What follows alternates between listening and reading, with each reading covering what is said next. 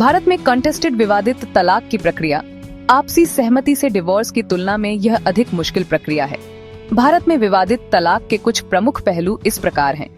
चरण 1, याचिका दाखिल करना। डिवोर्स की मांग करने वाला याचिकाकर्ता सबसे पहले अदालत में तलाक की याचिका दायर पिटीशन फिल्ड करता है। उसमें वह तलाक लेने के आधार सहित अन्य सभी मामलों को शामिल करता है। चरण 2, नोटिस की पालना करना। याचिका दायर होने के बाद तलाक की कार्यवाही का नोटिस दूसरे पक्ष को दिया जाता है और उन्हें कोर्ट की सुनवाई के बारे में सूचित किया जाता है। चरण 3, इसके बाद अदालत आगे की कार्यवाही करते हुए दोनों पक्षों को आपस में समझौता कॉम्प्रोमाइज करने का एक अवसर देती है। अगर दोनों पक्षों के बीच समझौता नहीं होता तो अदालत आगे की कार्यवाही करती है। चरण 4, अदालती कार्यवाही और परीक्षण। दोनों पक्ष कोर्ट के सामने अपनी दलीलें, आर्ग्यूमेंट्स, सबूत और गवाह पेश करते हैं, जिसके बाद अदालत सबूतों की जांच करती है और तर्कों को सुनती है और मामले के लागू कानूनों और परिस्थितियों के आधार पर चाइल्ड कस्टडी, संपत्ति के बंटवारे और गुजारा भत्ता जैसे विभिन्न मुद्दों पर निर्णय लेती है। चरण 5, अंतिम निर्णय। प्रस्तुत सभी साक्ष्यों और तर्कों, एविडेंस एंड आर्ग्यूमेंट्स पर विचार करने के बाद अदालत अंतिम निर्णय, फाइनल डिसीजन जारी करती है, जिसमें तलाक और संबंधित मामलों पर निर्णय शामिल होता है। जिसके बाद अदालत डिक्री पारित करती है और तलाक के बाद दोनों पक्षों के अधिकारों और दायित्वों, राइट्स एंड ऑब्लिगेशंस को निर्धारित करता है। Type of divorce in India. Bharat में तलाक की याचिका दायर करने के लिए डिवोर्स के मुख्य रूप से 2 प्रकार होते हैं, जो कि इस प्रकार है। 1, आपसी सहमति से डिवोर्स बाय म्यूचुअल कंसेंट।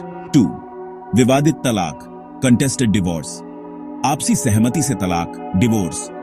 दोनों पति पत्नी अपने वैवाहिक जीवन को समाप्त करने के लिए सहमत होते हैं और दोनों एक साथ अपनी मर्जी से कोर्ट में डाइवोर्स की याचिका दायर करते हैं। इस कानून के तहत दोनों पति पत्नी को यह साबित करना होगा कि वे एक दूसरे से 1 साल से अलग रह रहे हैं और अब दोनों मिलकर आपसी सहमति म्यूचुअल कंसेंट से ये तलाक लेना चाहते हैं। विवादित तलाक एक तरफा।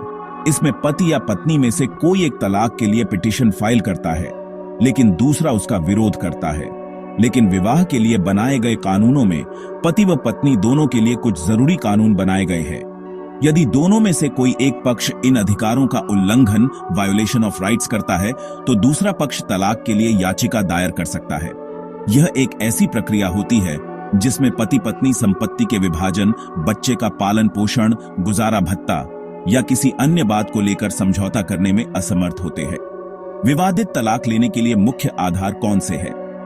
भारत में कंटेस्टेड डिवोर्स लेने के आधारों को भी अलग अलग धर्मों के अनुसार ही बताया गया है, जो कि इस प्रकार है। हिंदू विवाह अधिनियम, हिंदू मैरिज एक्ट 1955, हिंदू विवाह अधिनियम 1955 हिंदुओं, बौद्ध, जैन और सिखों पर लागू होता है। परित्याग द्वारा तलाक। एक पति या पत्नी बिना किसी उचित कारण या सहमति के कम से कम 2 साल की निरंतर अवधि के लिए दूसरे को छोड़ देते हैं। क्रूरता के कारण तलाक। पति पत्नी में से कोई एक दूसरे के साथ शारीरिक या मानसिक क्रूरता करता है, जिससे विवाह को जारी रखना मुश्किल हो जाता है। व्यभिचार के कारण।